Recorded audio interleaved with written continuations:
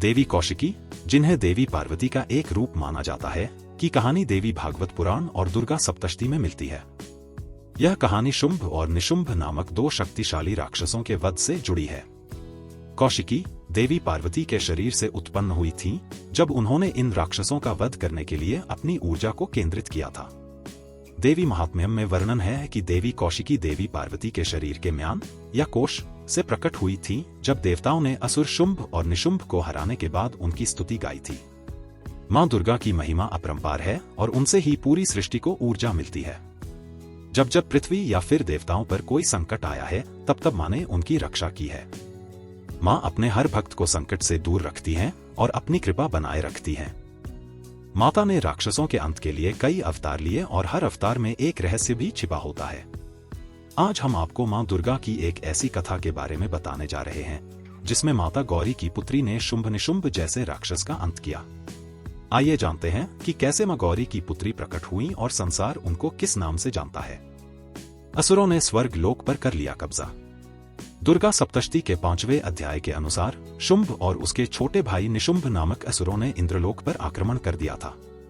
देवताओं को पराजित करके इन असुरों ने स्वर्ग लोक पर कब्जा कर लिया और देवताओं को भगा दिया। स्वर्ग से निकलने के बाद देवता इधर उधर भटक रहे थे और दुखद स्थिति में थे।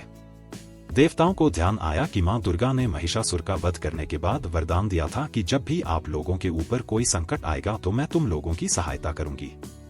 सभी देवता हिमालय पर्वत के पास गंगा तट पर आकर देवी मां की स्तुति करने लगे। भगवान शिव से नाराज हो गई पार्वती। माता पार्वती ने की तपस्या। भगवान शिव ने माता पार्वती को व्यंग करते हुए कहा कि आज तो तुम काली हो। भगवान शिव के इस मजाक से देवी पार्वती नाराज हो गईं और कहा कि आपने मुझे काली क्यों कहा?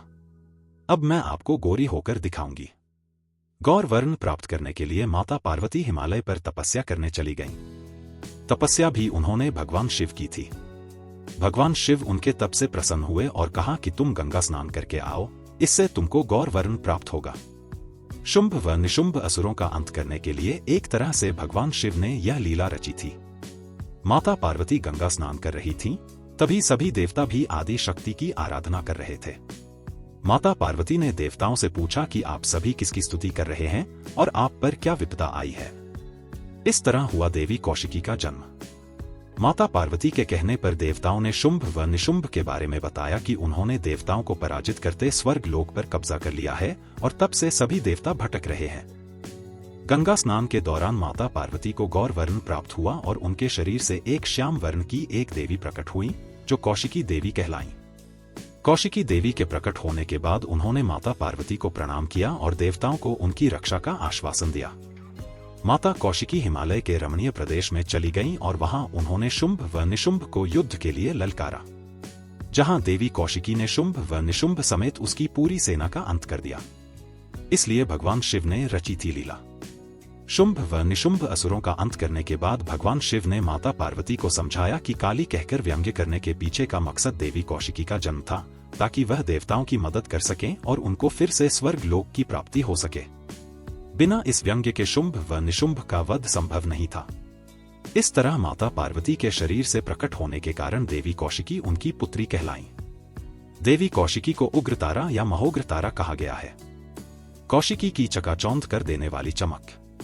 उनके नाम का अर्थ है वह जो म्यान से निकली थी, मानो कोई खुली हुई चमकदार तलवार। उनका प्रकाश इतना प्रचंड था कि उसने महिषासुर द्वारा फैलाए गए ब्रह्मांडीय अंधकार को चीर डाला। वे देवताओं की सम्मिलित शक्ति का शुद्ध सार थीं, भव्य, भयावह और लगभग बेकाबू।